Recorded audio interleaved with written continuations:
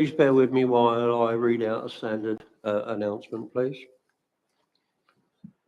There are no planned fire drills, so if the fire alarm goes off, please leave the building in an orderly fashion through the nearest fire exit. Please use either the front exit through the main doors of the hall or the fire exit in the storeroom adjacent to the stage. That's to my left. The fire assembly point is the island in front of the main entrance to the building. Please do not delay your evacuation to collect any belongings, and please do not return to the building until given permission to do so by the council staff. Please note that this meeting will be live streamed. Please switch off mobile phones or turn them to silent. Please note that the toilet and hand washing facilities are in the foyer area. A particular notice now, members of the public, you are entitled to film or take photographs during this meeting, but can I please emphasise to you that this should only be done without disruption to the meeting and can only be done from a designated area in the public seating. Can I therefore please ask anybody who intends to take photographs or film this evening, please put your hand clearly in the air. That's no show. Members, a reminder, especially for me, your voice will only be captured on the live stream when your microphone is switched on.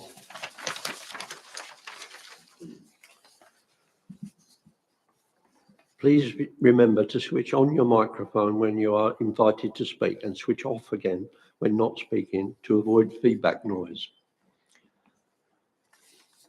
Voting will be done on a show of hands in line with the Constitution. I will ask for a show of hands for and then against recommendations, and will also ask for a show of hands for those wishing to abstain from voting. I have two apologies for absence, which is item 1 on the agenda. Councillor Ian Ward apologises for not being able to attend. Councillor Dave Sperrin is substituting for him. I also apologise on behalf of Officer Lee Nicholson. He is the new interim Director of Police, but he's double booked tonight and he was previously booked for a development meeting over in Brentwood. They've got a committee meeting tonight. He sends his apologies. Non-members attending, I can see Councillor Marriott from Holbridge over there. I think that's the only one. Okay, we move on to item 3, the minutes of meeting held on the 17th of October 2023. Has anybody got any comments, or can I assume that the minutes are noted? Noted. They'll be noted. I will now invite any members if they have any declarations of interest. Councillor Steptoe. As a member of Essex County Council and a member of Barling Magna Parish Council. Thank you. Councillor Eaves. As chairman of the Development Committee at Rochford District Council. Thank you. Councillor Sperrin. A member of Raleigh Town Council, chairman. Thank you.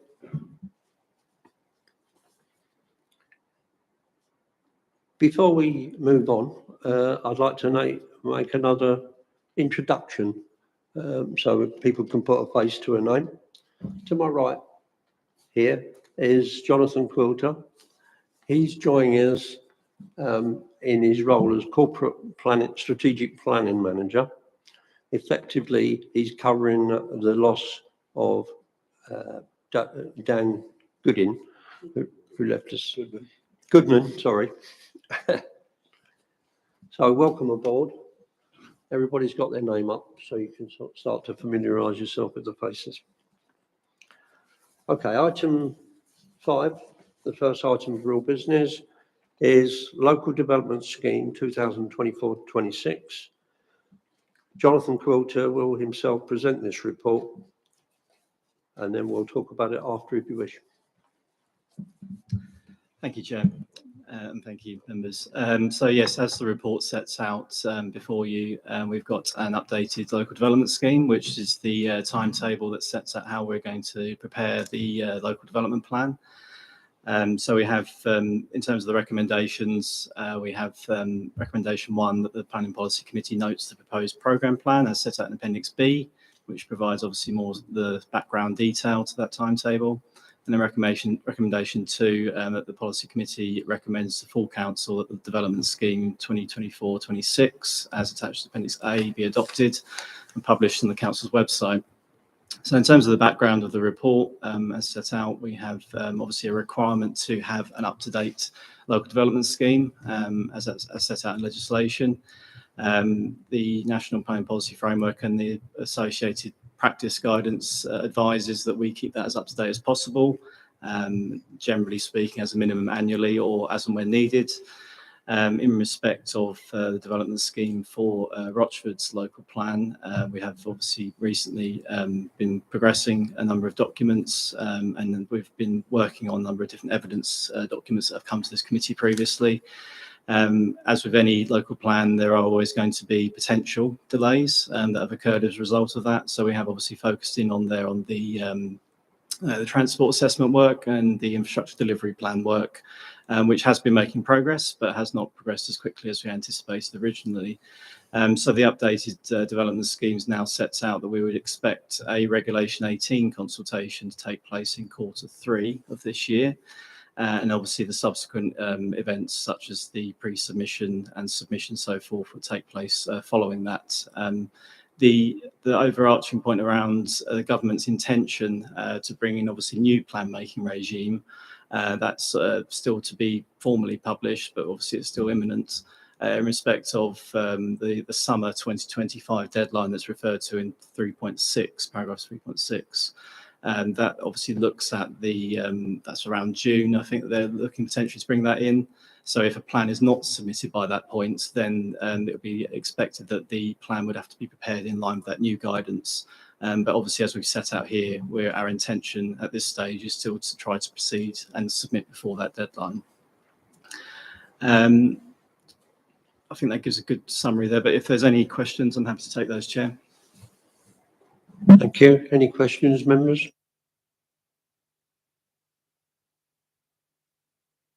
Councillor Sperring. Thank you, Chairman.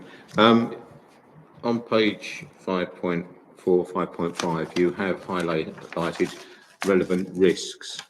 Would you care to elaborate on that a little bit? I mean, is it resources that you're concerned about, or is it other factors that may come into play? Thank you, Chair. Yes, so in terms of risks, I think we always have to look at what are the potential risks. And as you say, there are implications potentially on resource. As we've just indicated at the beginning, obviously I've come into this post as soon as obviously as Daniel Goodman has left. So there is a continuation there. And the ability to obviously going forward, there is the programme to look at wider resourcing across both councils, and that can be drawn upon potentially as well. When it comes to there are a number of documents that are being progressed by our consultants, and we're obviously keeping a close eye on those as well when it comes to the progression of that work, as you would expect. In terms of other risks, I think the external risks are potential other changes may or may not happen when it comes to government change. That's not new, really. I suppose that's always a potential. So we have to keep a close eye on that as and when that does potentially get published. Obviously, with the updates to the NPPF, we need to obviously keep an eye on that, how that potentially impacts on our programme. But as things stand today, obviously, we've set that out as we expect what we can progress with, what's before us, really. So I think in terms of those risks that we put there, they're not abnormal, but they're obviously something that we need to keep under review and keep under check, really. So obviously with the requirement to keep this development scheme up to date as possible, but at the same time drive forwards with this plan and make sure it can be produced in a timely manner. Can I just come back, Jim? Is there any financial implications that because of the resourcing that we need, that we might start having to look into other areas of finance to make sure that we get the consultation people in or whatever we need to keep the thing on track? We all know we've got to keep on track with this when, that is critical. So just a simple question. Do we anticipate any areas where we might have to start looking for other alternative funding or running other areas? Thank you, Chair. So in terms at this stage, I don't think necessarily I've got a specific answer about how it could potentially affect other finance. Obviously, that may well be a wider strategic decision for the corporate leadership team. But in terms of what we've got set out in the budget at the moment, there is the budget obviously has agreed that can be drawn down upon to pay towards the work that's being done. All of the key evidence documents are underway, so they have obviously their own contracts and things that are being advanced. So I think it's clearly there's always a need again to keep a check and review on that. But I think as it stands currently, I don't anticipate there's the sort of expectation that is going to have to happen, and things are able to progress as they need to. When it comes to the consultation, obviously there's set processes that we need to go through, but we've got the systems there to be able to undertake those. And obviously within the team, we're able to sort of progress that as we need to. Thanks, Chairman. Councillor Foster. Yeah, thanks, Chairman. I actually had the same question there, so I'd just like to welcome Jonathan Quilter to the team. Thank you. I've got some other questions for later on in the report. I'll hold them till we move through, if that's all right. This report? Yeah. Shall I take them now? Okay. There's on page 5.10 and 5.13 and 5.16, there's various comments to the local neighbourhood plans. The ones that are referenced in the report are quite old, and it says that parishes can update them if they wish. So my question is really twofold. Is one, are the parishes aware that that is something that they could be or would wish to be working on? And if so, have they got the resources to do that?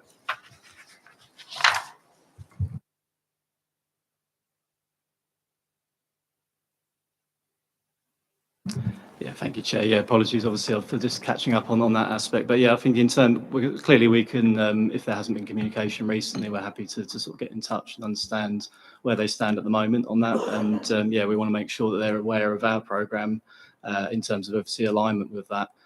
In terms of neighbourhood plans, generally there is the need to them, if they're being developed, ideally they want to be done in parallel or soon after. So yeah, certainly we're happy to look into that in terms of the existing arrangements and what can be done to continue that conversation. Okay, thank you.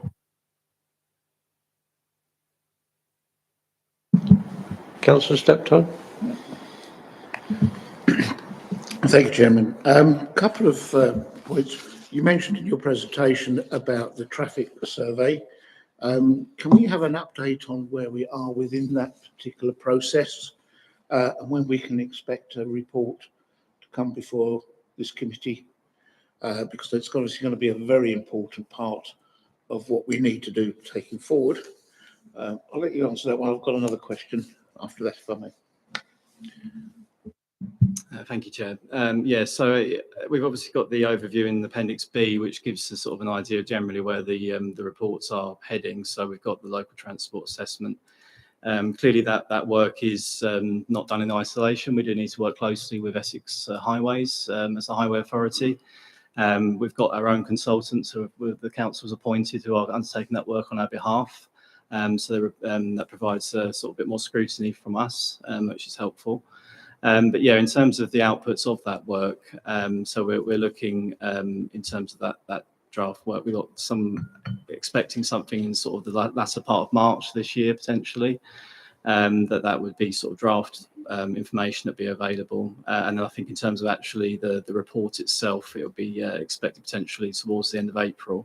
So I think obviously given the elections and the pre-election period, it's going to be after that election period that something could come to committee. I think that obviously that output would be at the earliest available.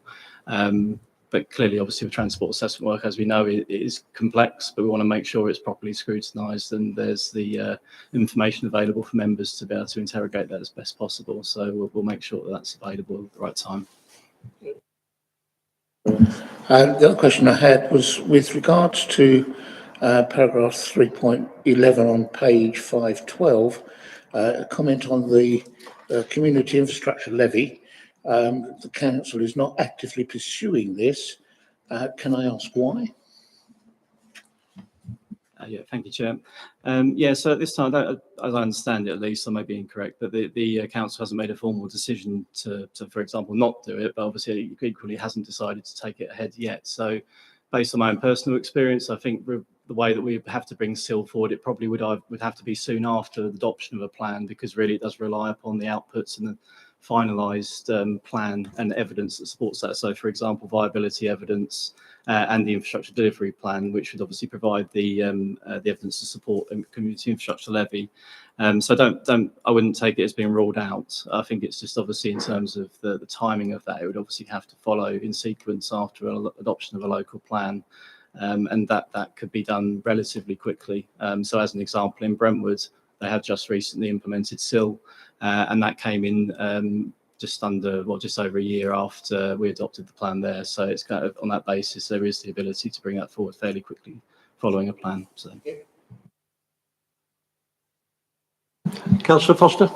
Yeah, thank you, Chairman. I forgot one I meant to ask. On page 5.13, paragraph 4.3, 4.4, the biodiversity net gain requirement. Now, I understand it was delayed by the government with various implementation dates. The question is, we're scheduled to have draft consultation ready by Q3 2024, but in the report it says the implementation dates are set out between January and April 24. Are we missing the trick there, or am I misreading that?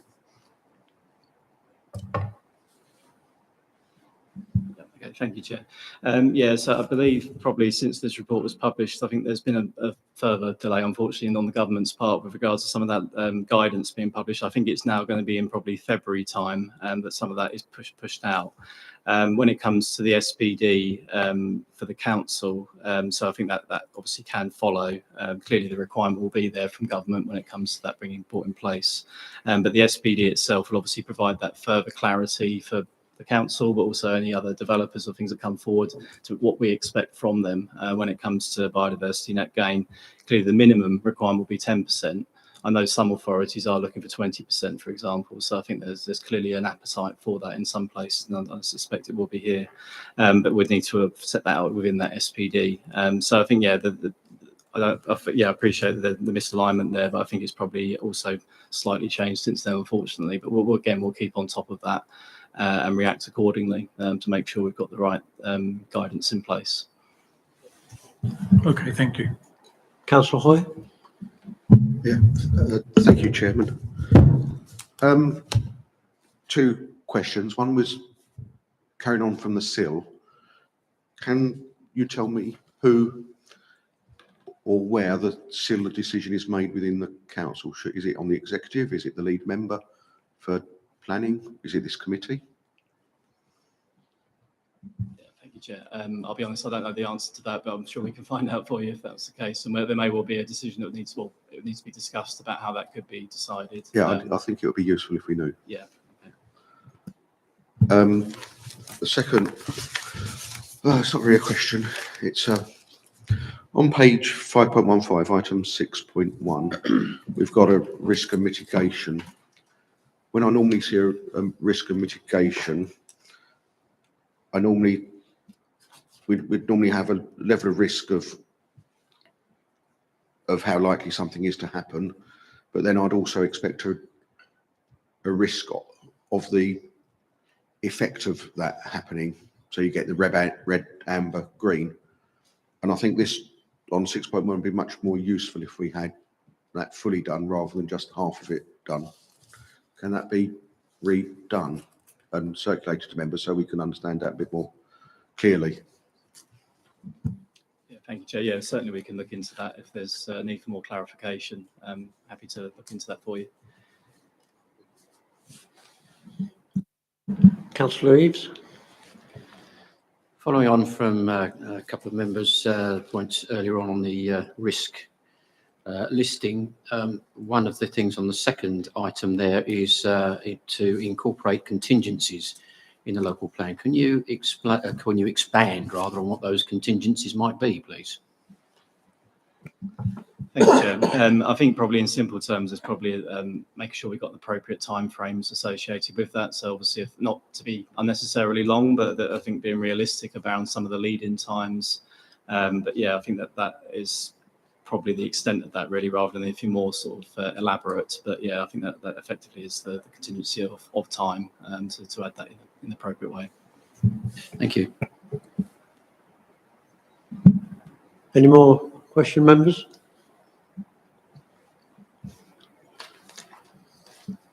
Your mic's on.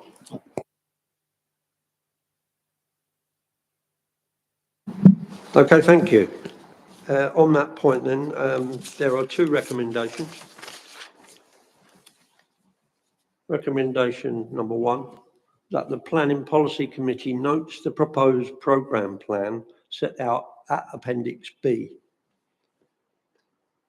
Is that noted, gentlemen?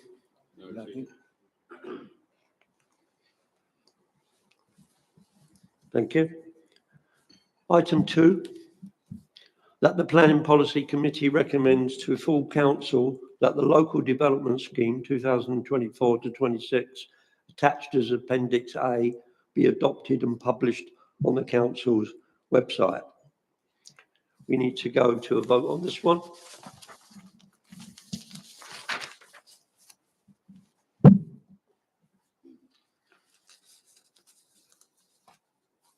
Does anybody want to propose a motion on this? Sorry, Chairman, before you go further with that, with the appropriate adjustments to 6.1, as we talked about just now, so it has a more fully rounded risk register. I think, Chair, just in terms of process, that can be dealt with outside the recommendation, because that's just part of the report. So I think just stick with the actual recommendation as it stands, Chair. Okay, thank you. I'll propose that the Planning Policy Committee recommends to full council that the Local Development Scheme 2024-26 attached as Appendix A be adopted and published on the council website. Do I have a seconder, please? Councillor Eaves is seconding. We're going to go to vote in the usual format. When you vote, can you please raise your hands and keep them up there while the officers count? Thank you. First of all, I've lost them on the page. Call for those to vote for the motion.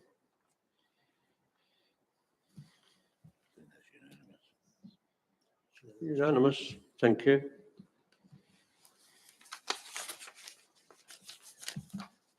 I won't go through the against and the abstain because it's anonymous.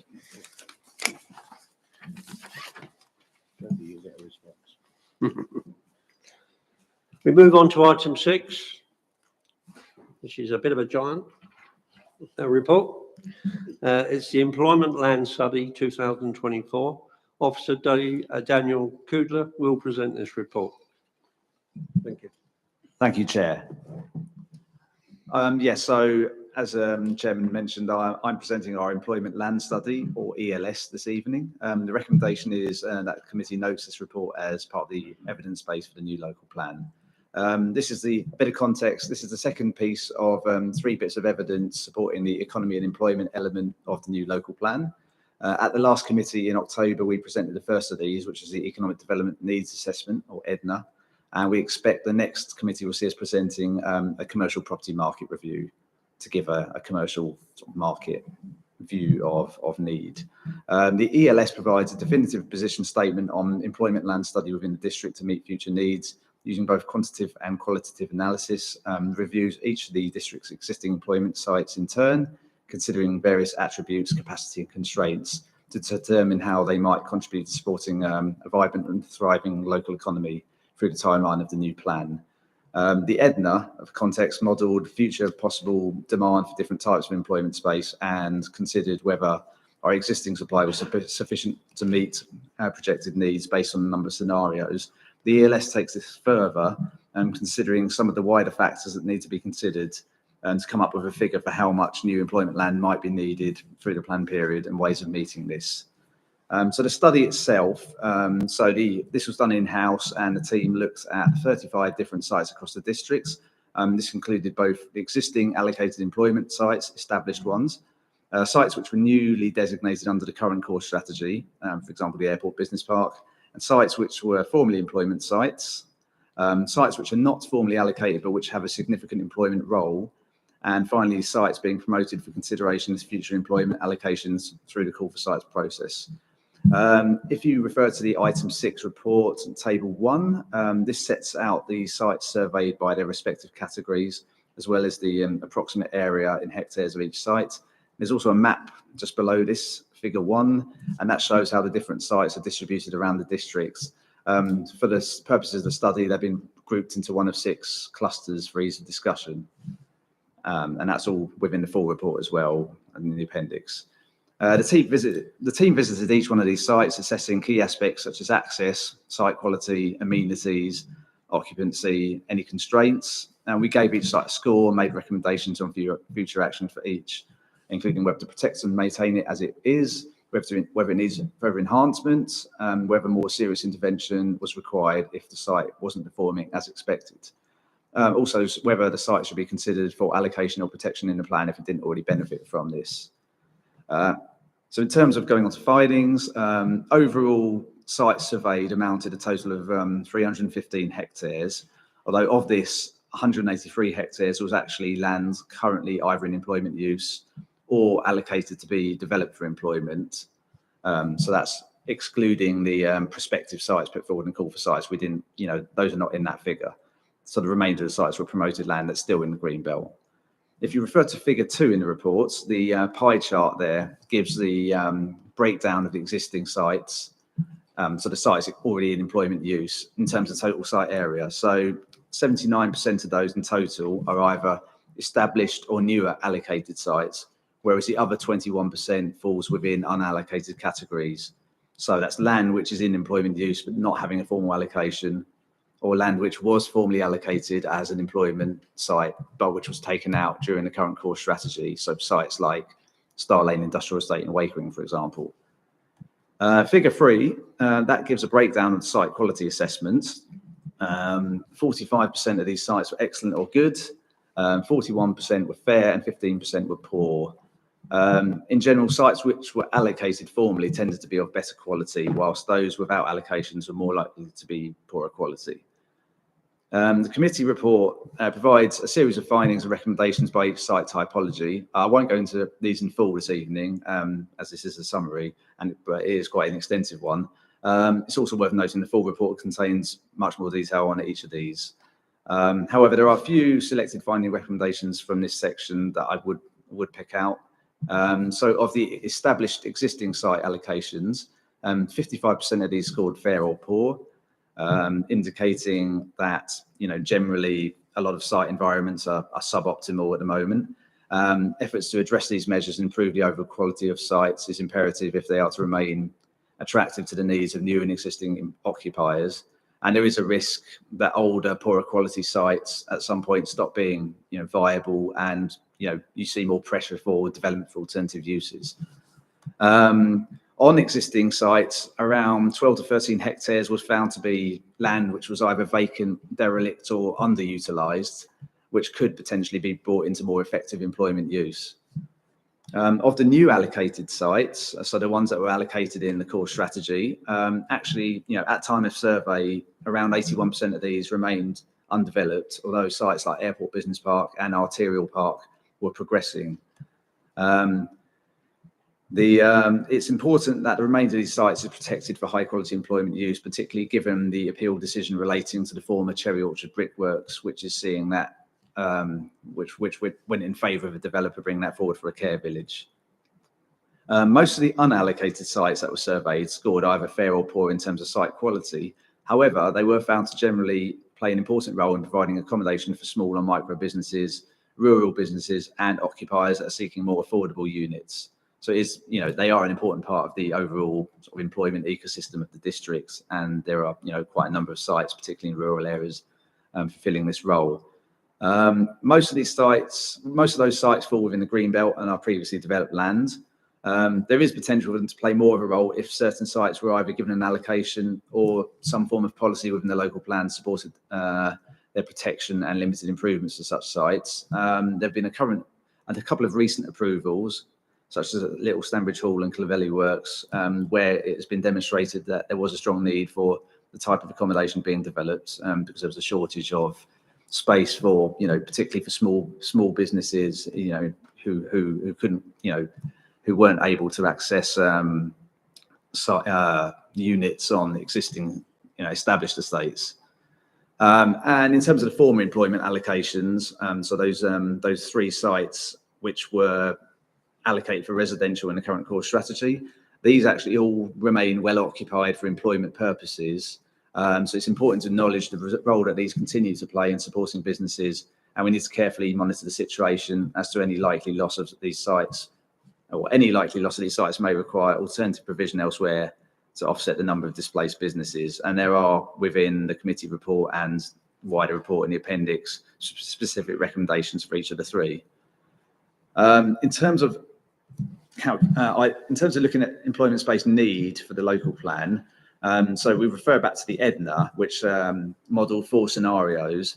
The EDNA determines that the existing supply of employment allocations in the current plan, plus known planning permissions, is actually, you know, was generally sufficient to meet projected demand up to 2040. However, it also acknowledged some caveats with that and the need to do further work. On the one hand, it didn't account for, you know, expected losses that you might see over the plan period. So typically, you know, you're always going to see a number of commercial buildings redeveloped for other means. Where, you know, you get an older industrial building which, you know, is redeveloped for housing or something like that. Typically a certain portion of employment space is lost each year to such uses. On the other hand, it also suggested that there would be a need to provide some additional high quality floor space to meet, you know, particular demands, and specialised business accommodation which was deemed in short supply, such as good quality flexible workspace for small businesses, or grow on space, so for businesses that are seeking to grow, you know, and move from, you know, their existing startup accommodation. So those are particular needs that have been identified. It also should account for any, you know, growth ambitions to attract new inward investment, and it also acknowledges that the EDNA's modelling, the Cambridge Econometrics model used, doesn't model the property requirements of certain industries, which includes construction, healthcare, and arts and entertainment. In terms of identifying the losses that might be expected over the plan period, good practice is to plan for the first 5 years of the plan period. So we looked at the past trends of employment space loss between 2010 and 2022. So if you know, to allow for around 5 years of sort of unexpected losses, that would probably be 2.28 hectares, which we might want to replace in the new local plan. And that is shown in table 2 of the committee report. The EDNA also recommended considering which sites might be realistically lost to development in the short to medium term, i.e. within 5 years. Sections 1.54 to 1.57 in the item 6 report cover this, including the criteria for inclusion of sites in this consideration. I should note that in no way is the team suggesting that these sites should be redeveloped for any other use, but it's, you know, just good practice to plan for contingencies in case such sites are redeveloped, or, you know, there is pressure for other uses. And this exercise identified 9.54 hectares of land potentially at risk. If you combine these 2 figures with the surpluses and supply versus demand identified in the EDNA, in the 2 more likely scenarios, we would suggest the new local plan plans for approximately 6 to 10 hectares of new employment land, probably more towards the upper end of the spectrum if you want to consider growth and demand in sectors that weren't included in the model, like construction. And we do know that there are, you know, a fair number of construction occupiers on our employment estates.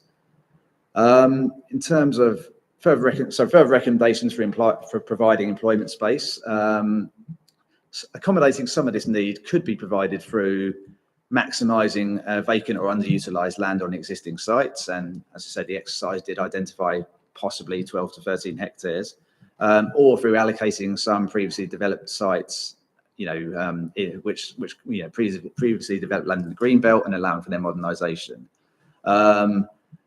It's also very important to make the most of existing town centres and opportunities to repurpose vacant space there. And there are obviously key brownfield regeneration opportunities that could be taken up. Alongside this, there may well be some need to consider allocating new land for employment uses. This could include either a standalone site for employment purposes, such as some of the ones put forward in the call for sites, situated next to existing employment areas, or you could consider allocation of some employment space as part of consideration of a wider housing growth location. And this would provide sustainable and well-located employment provision close to new homes. This study does not seek to suggest where such sites combining housing and employment growth should go, since this is closely tied to an as yet undetermined spatial strategy. New employment space allocations could also address geographic disparities in provision. There are many areas of the district which have little to no formal employment space provision as it is, which increases the reliance of residents on commuting to other parts of the district or beyond. Particularly the case in terms of settlements which had housing sites allocated in the core strategy, but there are no employment sites nearby. And probably the main example that the study looked at here was Holbridge.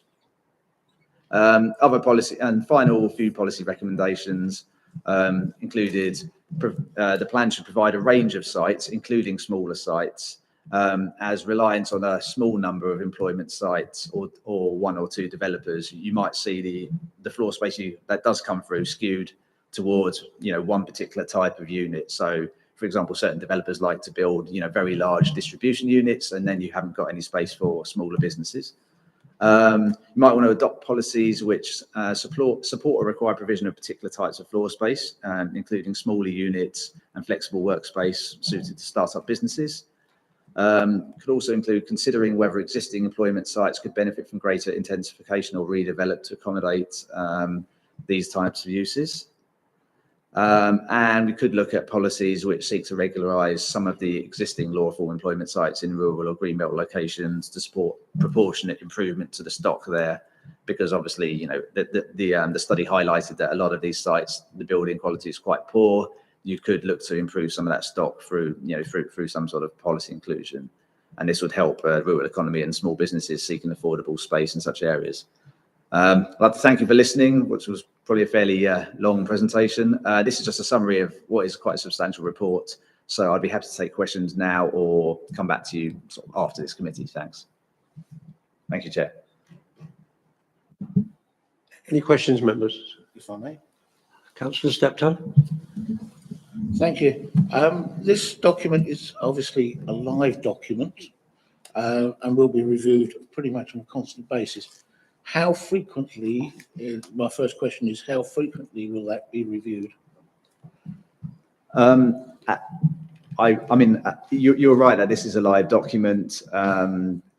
The policy position, for the new local plan is evolving. So, this presumably we would look at each stage of the local plan to determine whether what's been said here is still relevant, and whether we need some to produce an update note on what's being said.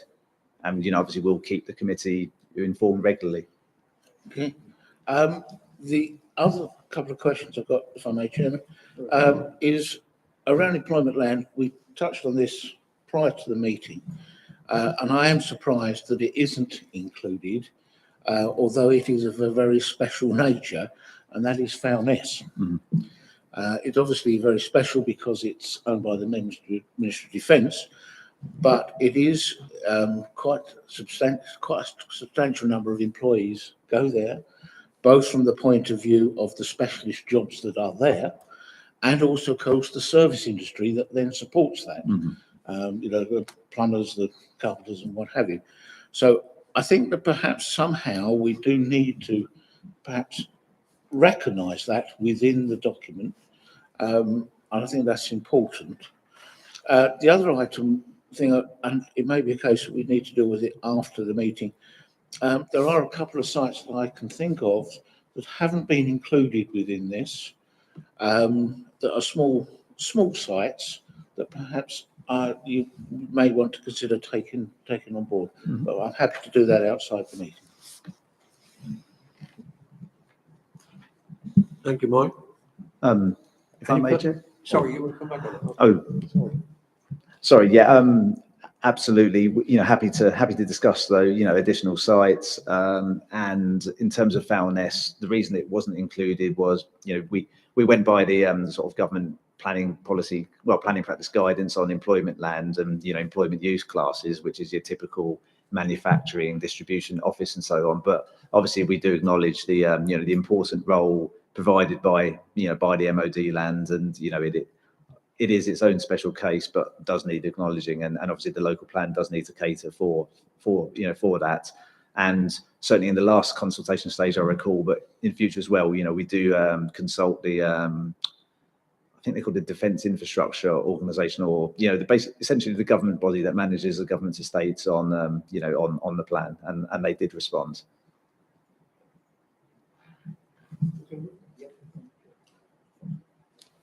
Councillor Foster, please. Thank you, Chairman. Couple of sort of points and observations and a question and a proposal. First of all, the Foundry Business Park figures on quite a number of references. It was mentioned as being as at risk as a loss. The Hockley Area Action Plan described it as being reserved for business, but I know there's either a current planning application or one imminent for housing development on there, so it probably drops off. I'm guessing Councillor Reeves probably knows that very well. The other thing is that the Raworth industrial estate gets mentioned a couple of times. In parts, there's one reference to it planned to have been moved to Michelin's Farm. In other reports I've seen, there was supposed to be a green separation between the park and the housing there. It's a long and complicated history, and I maybe suggest that perhaps a discussion outside of this meeting, maybe with particularly with Ian Ward involved, who's got a long history, might be a helpful way of sort of getting all that put together, if that's helpful. I think I'll just make one point instantly about the Foundry Business Park. I should have mentioned, it says in the report, it talks about the two office blocks at the centre, one of them being in a state of abandonment and disrepair. It's never been completed. The owner of the site planned to put a restaurant in downstairs in that for his son, I think it was, and that they fell out and it never got finished because it would have attracted business rates if it was completed, and they didn't have anywhere to occupy it. So it's not abandoned, but it's known for being completed. Thank you, Councillor Foster. Happy to amend the report to to reflect that. And I think since the site visit was undertaken, I did learn more about the site history. So yeah, we can go back and change that. And happy also to have If I may, Chairman, just is everybody happy with that idea of a bit of a working group get together on the Raworth industrial estate? Yeah, I've got two suggestions to make at the end on that. Okay. Councillor Hoy, please.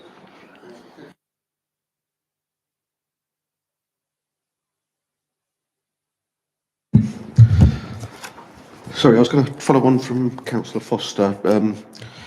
There's a general point and also a specific point in relation. The specific point is around the Foundry, which is the Hockley Area Action Plan, which has been in existence for a number of years now and is still valid, which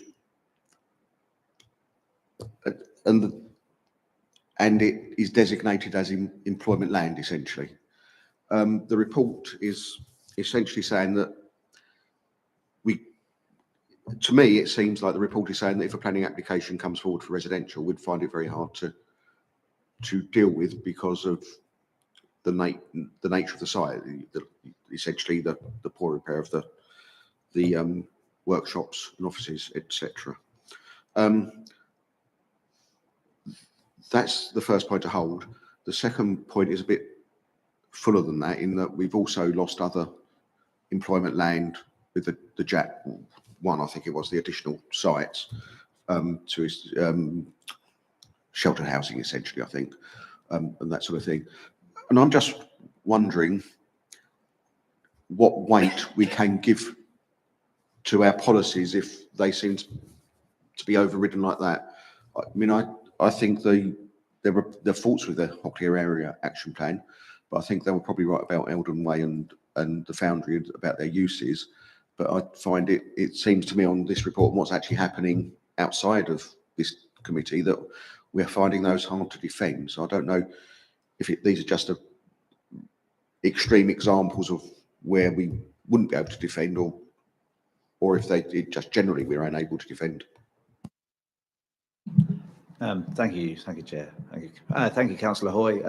Those are both valid points. And actually, I've been involved in providing comments, on behalf of the economic development team on both the Foundry and on the Cherry Orchard Brickworks site. And we did seek to protect and defend those. And certainly on Foundry, there is we would want a very high bar of evidence demonstrated from the developer as to why that site is not viable, as to why they cannot, they can't find additional occupiers and so on. We certainly, I've written some quite robust comments on that. Also, gave evidence to the inquiry with regards to Cherry Orchard Brickworks. Unfortunately, I would just say, it is quite a challenge to defend some of these sites, and we do our best. Okay, thank you. So essentially that they should be in here as they are. Hocklear Area Action Plan is still valid. It's still valid, and it is still valid. And certainly, I've issued some quite strong critiques as to what the applicant has submitted. They are supposedly coming back with more evidence, I believe. Obviously, it's the development control process, and that has to follow process. But certainly, we are seeking to defend that, and also working closely with our economic development colleagues, because we understand that a number of the tenants there have already sort of been asked to move on, and some others are concerned about where they might go in future. So we need to also fully explore that, and we want to ensure that actually on one hand we need to ensure that we need to work out, are there any alternatives that these businesses can go to, because if there aren't, then that's a serious material consideration, and that ought to be reflected in the planning application. The two office blocks that are part of Foundry I think they were both subject to permitted development applications. But it is subsequently, and obviously, in recent years, government legislation has made it easier to change vacant commercial properties to residential. However, one of them, for the time being, I think because of potential amenity issues for future residents, because of proximity to the train line for noise, and that is not suitable for that route. The other one, because as was pointed out earlier, that building was never actually completed.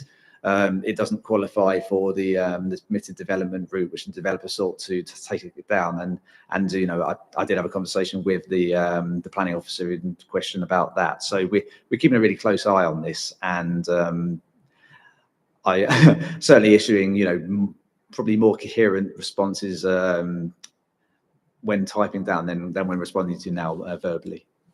Rest assured. No, that's great. Thank you for that. Sorry, Chairman, I've just realised in the 323 pages, I've just alighted on the name of Dollymans Farm. I rent an office from Dollymans Farm in Raleigh, so I think I better declare that as a non-pecuniary interest. Thanks, Mike. Councillor Reeves. Thank you, Chair. To put a little bit of context on the the Foundry industrial estate issue, there have been many conversations with the developer, members and officers on that. I know that as Dan has actually suggested, there has been some quite robust conversations there. The particular application that has come onto the weekly list this week, that one has been asking for a quite detailed sound report, exactly as you said. But one of the things that I think has been useful about it actually being designated as an industrial area is that they have had to incorporate commercial and industrial facility within it. I think without the Hockley Area Action Plan, they could have very easily, under current legislation, got away with taking the whole thing down and replacing it with flats. The other issue that I'm quite keen to see a little bit more robust in the report, you talked about ensuring that we have small units. In the manufacturing industry, if we are going to be a district that is going to be encouraging growth, growth has to start from somewhere. If we look at historically the amount of developments that have been put forward in recent times for industrial premises, they've all been fairly big. There's nothing really around about 1,000 square foot sort of size, which is the kind of size where you would get someone who is looking to start a business in a manufacturing element. That is the kind of size that they would be looking for to be affordable, to actually make sure that they have the best chance of starting off their business. Obviously, they would be looking to hopefully move to bigger premises, but without that startup size, we are very limited. I'd like to see a little bit more strength in the report, actually pushing for, in some proportion, the smaller elements of industrial units. So as we do actually do what we say on the can in encouraging businesses to start, grow, and become into their potential. Thank you. Thank you, Councillor Eaves. On the first point, you're right that it's good that we have the action plan in place, and as a result, the developer has actually put forward some employment space. Obviously, they're keen to suggest it's a kind of like for like, but we know that there are existing occupiers there. I think there's a couple of garages and foundry tyres who obviously aren't going to be an ideal candidate for what the developers want to build there. So whatever happens, we need to consider the interests of those occupiers because they're long-standing businesses. On the second point about small units, and as you said, starting around 1,000 square foot, that's a point that I think both myself and my colleagues in economic development have been keen on for quite some time. So there's a document called the South Essex Grow On Space Study 2020, which is the main piece of evidence that we refer back to on this. So that talks about how, as you say, especially institutional investors and large developers, allocated sites, they like to build very large floor plate units. Obviously, you get a much better return on investment for that. And what we're seeing at Arterial Park, some of those units are very large, some are a bit on the smaller side.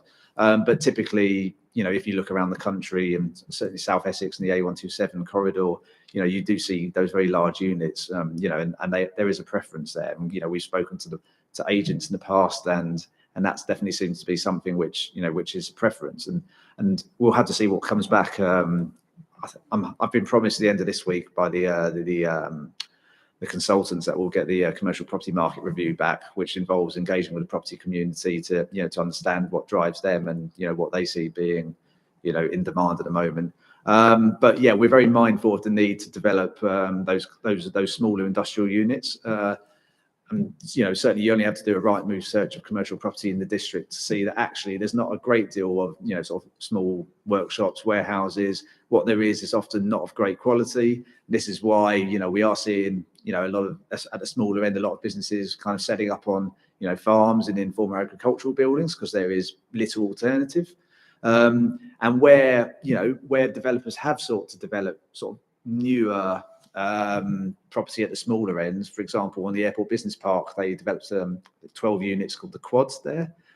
So those are smaller units. I think the largest is probably about 6,000 square foot, and the smallest is probably 1 to 1,500 square foot, and those all let very well. And actually, that, you know, we've spoken with Henry Boot about that and whether there'll be potential to see more of that on that site, because, you know, they are very keen again to, you know, to focus on the larger units, but actually there is a role for, you know, for those smaller businesses too, and those are the kind of SME businesses in the South End of Rochford area who, you know, who want to grow, who want to invest and need the premises to do it. So yeah, we've got some evidence that informs it, and we would definitely look to, you know, to develop our policies and the plan to see more of those type of units coming forward. Councillor Hoy. Yeah, sorry, Chair, just very quickly, following on from Councillor Eaves, I think it's paragraph 5.87, which talks about one option that could be considered is to allocate land for employment purposes within or adjacent to housing growth areas.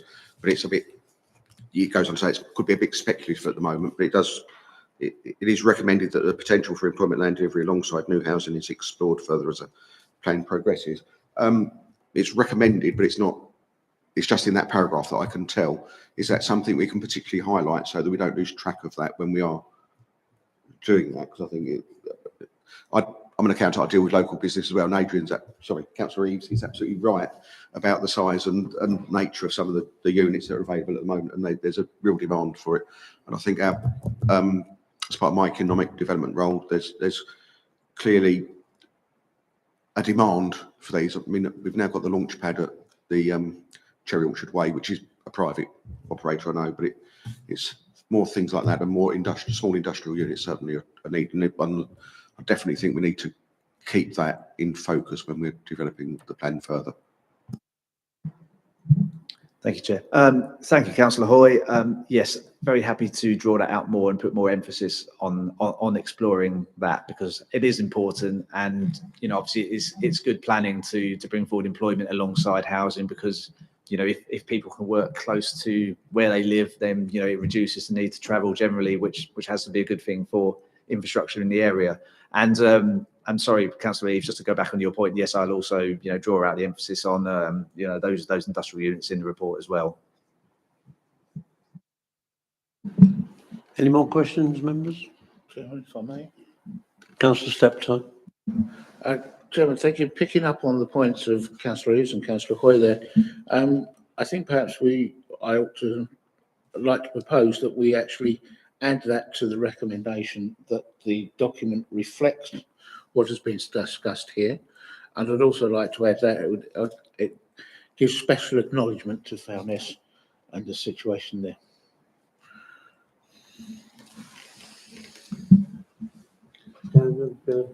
You're happy to confirm that? Happy to. On Foulness, I think it might need a bit more of a conversation and perhaps a specific policy approach, but certainly happy to reference it in the document, and it's important. That forward as a proposition. Okay, well,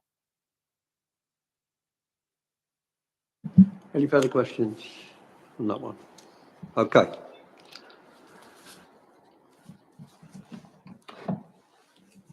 There's a recommendation set out, and it reads that the Planning Policy Committee notes the report as part of the evidence base for the emerging local plan.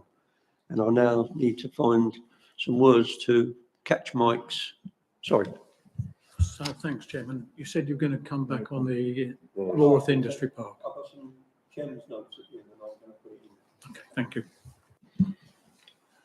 So I need some words to a one-liner there to add to that, I guess, to cater for Mike's request to what we've discussed on this particular document. Dan's obviously committed to update the document anyway. So what I shall suggest is we add to that word in something nice and simple, including subjects discussed at the meeting. Is that easy enough? Does that cover it?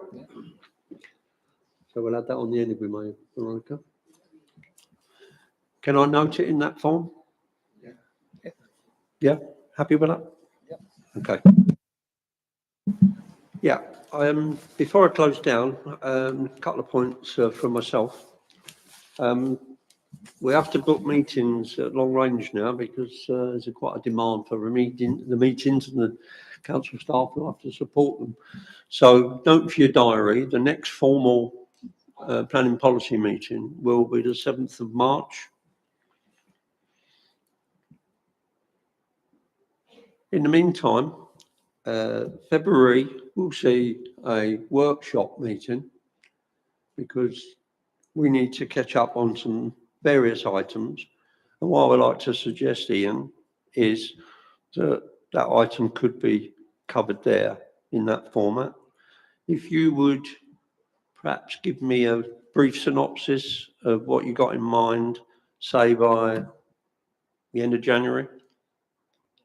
And then sorry? Remind me of the date of the workshop. It'll be February. I haven't put a date on it Sorry, yet. February. We've got a book somewhere. Okay. But if you could just give me a synopsis by the end of the month on what you want to cover, and then we can manage the meeting and make sure we cover all the other aspects. That we've got some documents we'd like to familiarise you with, so that when they come to the 7th of March formal meeting, you'll be aware of them in advance and had a chance to think about them. Can I assume that's a 7:30 meeting then, 7th of March? Thank you.